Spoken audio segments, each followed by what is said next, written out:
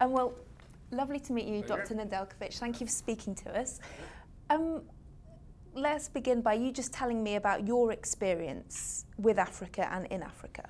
My experience in Africa dates 40 years now, literally, my whole life, both personal life initially and then professionally since the 80s, throughout the continent. So the business side of it has been in the 80s, in that period of early beginnings of privatization and the private sector coming to Africa.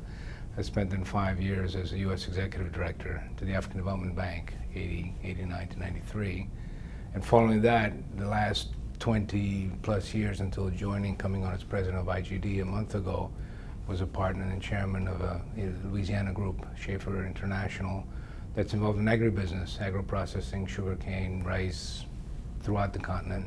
So given all that experience, what do you see as the biggest challenges facing the continent? You look at the last 5 years, while everyone has been in effect in the doldrums economically worldwide, except some of the emerging markets, Africa has been booming. And so you really have a transformational economy going on continent-wide. Pockets of obvious problems, there's no question about it. And that, when you say that the challenges for business, is really identifying where are the proper beachheads, where are the best opportunities, where does one, particularly the new-to-market companies, where does one first begin to conduct business, in which country, in what region. So those are the main challenges. One, selecting where. Two, then having selected where based on the market opportunity and obviously the resource availability, is to be assured that that political stability stays. I mean, I've had an example of Mali where we spent 10 years on a major agribusiness project, ready to launch it on an April and March we end up with a coup d'etat. Literally as we're launching a $600 million project. So that, that sort of thing is unforeseen and the most difficult part for business, but you can't mitigate against something you don't know that's going to pop up. So it's the uncertainty that is difficult. And you talked about choosing the right place to do business. Are there particular countries which are easier to do business in? Where would you say is really a shining example, or are there places that are still not very easy to and need to do more work on that? The large countries with large markets, the Nigerias, the Ethiopias, the South Africas, and of course we're all over Africa, so the Egypts in the north, they're large enough markets that any sort of investments are interesting in and of the country itself. I'll come back to the countries. The smaller ones is where the critical issue comes forward on the regional markets and the ability to move product and trade and flows across borders. Part of the problem is when you have the changes. I mean, Mali was a fabulous place. We operated for many years, and then, boom, all of a sudden something hit. So leaving aside these sort of aberrations, if you will, we have seen now, certainly in West Africa, a long period of political stability, with that one exception. In Liberia, Sierra Leone, that whole area has calmed down. Nigeria, I think, has a certain vision in terms of economic growth and investment. Now, they're having their elections coming up, so we'll see where they might go. Ghana, I think, has got some macro issues, but it certainly have big economic attractiveness to it. I mean, East Africa, very more sophisticated. They've been longer, if you will, on this private sector kind of approach with Ethiopia, Uganda, Kenya, and now Ethiopia very much coming into the scene. In Southern Africa, same. So, it's what's nice in terms of the trend. The question asked 20 years ago, I could identify 3 or 4 places I'd want to do business. Now, as we go forward, 20 years later, there's maybe 3 or 4 that I guess it's very difficult. I don't know how one would do business in Somalia or South Sudan these days. Very difficult. Or even Zimbabwe until certain changes. Whereas the rest, I would say, by and large, are attractive. Given all that, what, if any, challenges still remain for the continent? The ports, okay? We're seeing improvements, it's opportunities, but there's still challenges.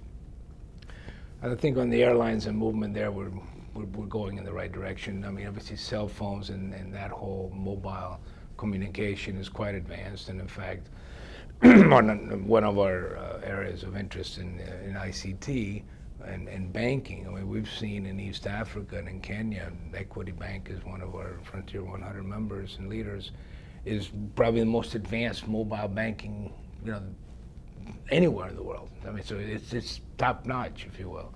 And just looking ahead to the US Africa Leaders Summit, do you have optimism for that? What do you hope can be achieved? But it's the first time it's happened. Well, your question, the end of your question is exactly probably the most important thing. It is the first time it's happened. So if nothing else happens, that has happened. I mean, we're looking forward to a very, very productive week. You're going to have the business leaders, you're going to have the political leaders, you will have civil society, the various NGOs. I mean, the only danger is that it sort of overheats with too many things happening, which is, you know, a danger in itself, clearly. I'm very, very hopeful of the long-term results. The best we've had in the past in terms of attention, that has been the SAGOA, the South African Growth Opportunity Act, which is in itself important, but it's one element. You know, this is, I think, raising the bar in terms of that level of interest. And then, frankly, it's up to the two sides. You know, you've got the companies that need to continue the relationships that we'll be building up, and the political leadership is going to have to stand behind the various pronouncements they're going to be making. Okay, thank you so much. It was a pleasure to meet you and hear all your words. Thank you. Depending on the demand of the commodities worldwide, that can go up and down, but that has historically existed. The interesting part has been beginning with the early 90s, particularly late 90s. So if you look at the last 10, 20 years, you've started to see more and more actual business that is being developed both in the manufacturing sector, value-added processing in the agricultural sector, and so much of that has been now in the last, I'd say, 5 to 10 years. As I often say, look at Africa 20 years ago, I mean, you wouldn't recognize it. Even 10 years ago, you'd hardly recognize it. You look at the last 5 years, while everyone has been, in effect, in the doldrums economically worldwide, except some of the emerging markets, Africa has been booming. And so you really have a transformational economy going on continent-wide. Pockets of obvious problems, there's no question about it.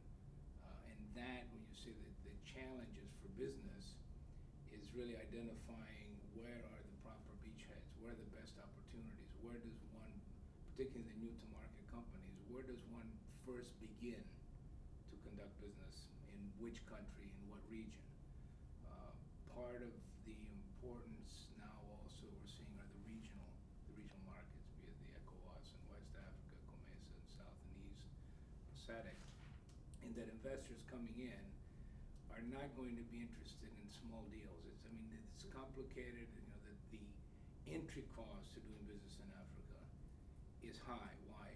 It's particularly high because of the long germination period to get to the deal, be that an infrastructure deal, but an agribusiness, be it any of the 4 sectors, you know, that we focus in as IGD now in our membership.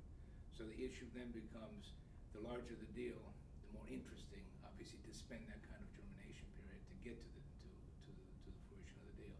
So those are the main challenges. 1, selecting where. 2, then having selected where based on the market opportunity and obviously the resource availability, is to be assured that that political stability stays. I mean, I've had an example of Mali, where we spent 10 years on a major agribusiness project. They're ready to launch it on an April and March, we end up with coup d'etat. Literally, as we're launching a $600 million project. So that, you know, that sort of thing is unforeseen, and the most difficult part for business is not, one can mitigate against threats and you know, dangers and risks, but you can't mitigate against something you don't know that's going to pop up. So it's the uncertainty that is difficult. So that's the combination. Where to enter, making sure you still have control of the risks, where the markets are, the growth of the regional markets. So it's not just production and export, it's actually for the growing internal markets.